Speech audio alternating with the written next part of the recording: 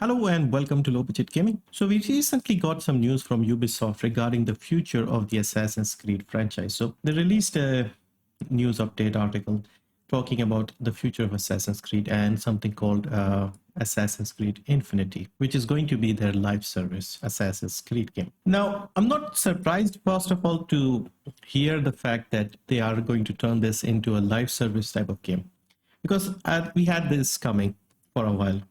They were trying to expand and increase the scope of the game, and they started adding microtransactions. I think it's been around for a while. I think from Unity was the first one they added microtransactions, and there was initial uproar and stuff, and even you had games like Origins and the later ones as well, and you had time savers and things like that. And Ubisoft has also had some success with live service game, primarily in the form of Rainbow Six Siege, because they launched that in 2015, and it is surprisingly popular and still doing very well, and it improved over time. They've also been pushing things like For Honor. I don't know the exact player numbers, but they seem to be constantly adding content to it and releasing new information. They gave it away free multiple times just to promote the player base.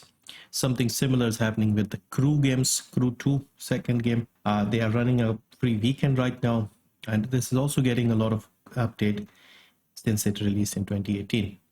So basically what I'm saying is Assassin's Creed going live service is not really surprising at this point. Does this suit this series, or will it work? We'll have to see. I'm personally curious to see how they do it. I mean, it's understandable that they are going for this model because it's a company, big studios, AAA studios. They want to extract the maximum financial benefit out of something with as little effort as they can put in. So I don't understand how they're going to make a story-based game primarily into a live service type of thing. The live service games generally tend to be non-story driven. Rainbow Six Siege is a shooter, competitive shooter. Other live service games from other companies that seem to work have some story, but they have the structure of grinding and repeating certain quests to usually unlock better armor and things like that. Then we have the Battle Royale live service games, Apex and Fortnite and things like that, Warzone, where it's just a multiplayer competitive shooter. Games like Apex have a lot of lore in it. So they update the lore via comics, via in-game teasers, via events in the game where the map changes, new characters are introduced, new legend is joining the arena. They have this own universe in the game.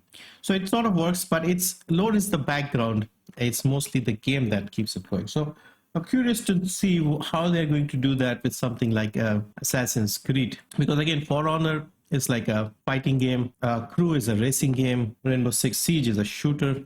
With Assassin's Creed, what are they going to do? Are we going to head into different periods of history and grind for loot, do some missions, come back? Because if you see Assassin's Creed, when it started, it was a historical open world game with parkour and assassinations. If you see the very first Assassin's Creed game, Altair, his mission was to go around the Holy Lands, I would say, in Jerusalem, those areas.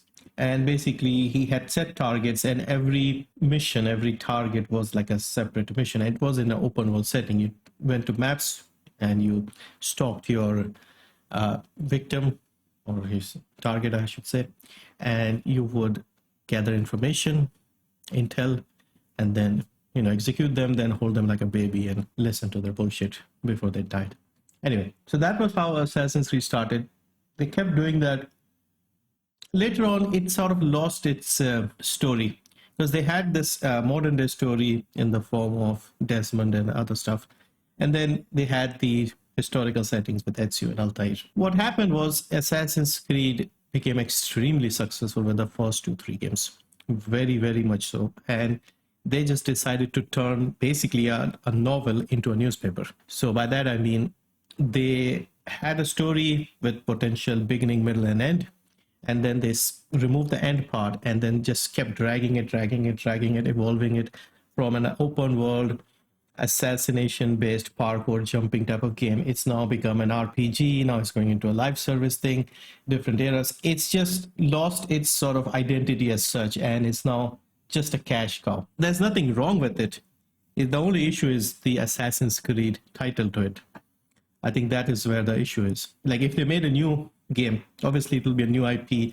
People won't have the history behind it, and it's not going to sell well. So yeah, I'm curious to see how this goes, how they work with this. Because live service thing, we've had failures, big failures as well in this live service multiplayer thing. I mean, Anthem is the perfect example for you. Marvel's Avengers, for example, isn't doing particularly great either.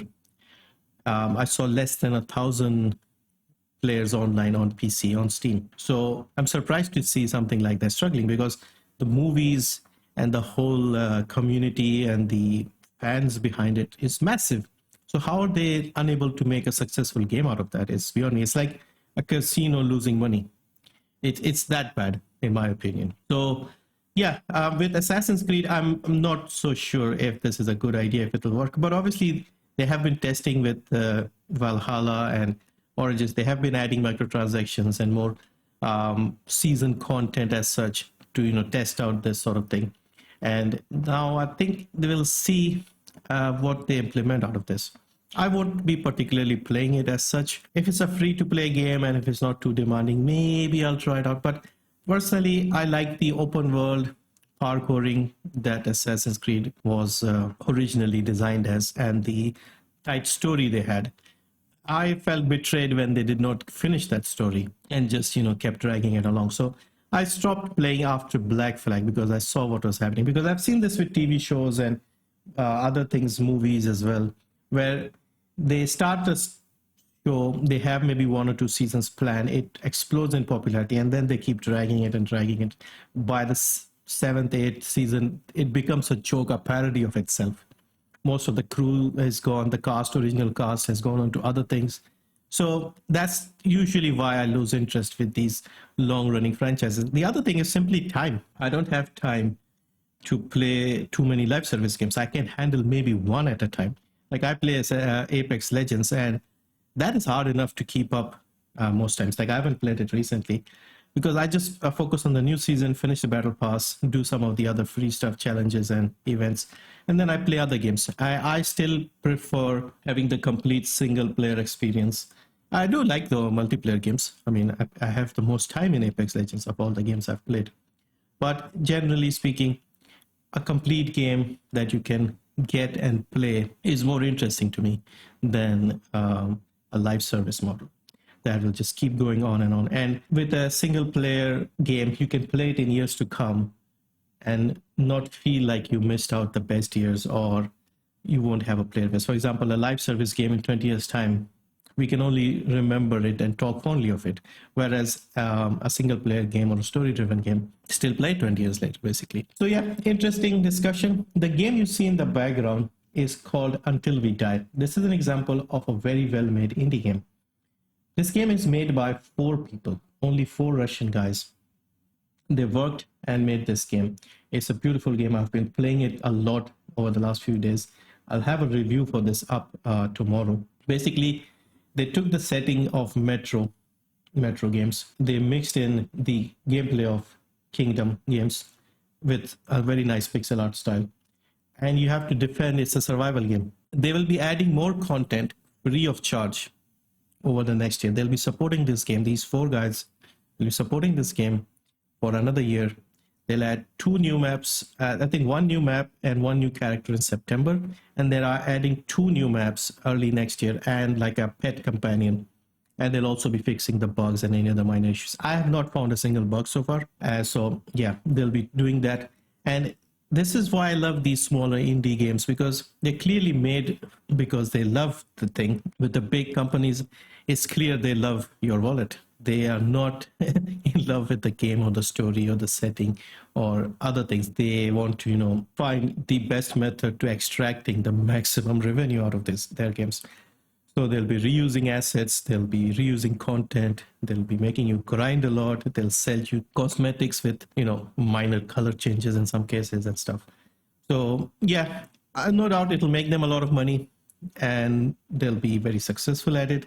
And yeah, I think this is the future because people do tend to complain and talk about these things. But at the end of the day, everybody will still play the games. The hardcore Assassins fans will still play, still put money in. So yeah, we'll see. Anyway, let me know your thoughts on this whole situation. And do you like the direction that at least the big AAA gaming companies are taking, as in going into the live service model where they make a core game and then they try to update it and patch it for 5 to 10 years and keep working on the same thing over and over? Would be more fun if they focused on things like anti-cheat and better servers and things like that, but we'll see. Anyway, thank you for watching.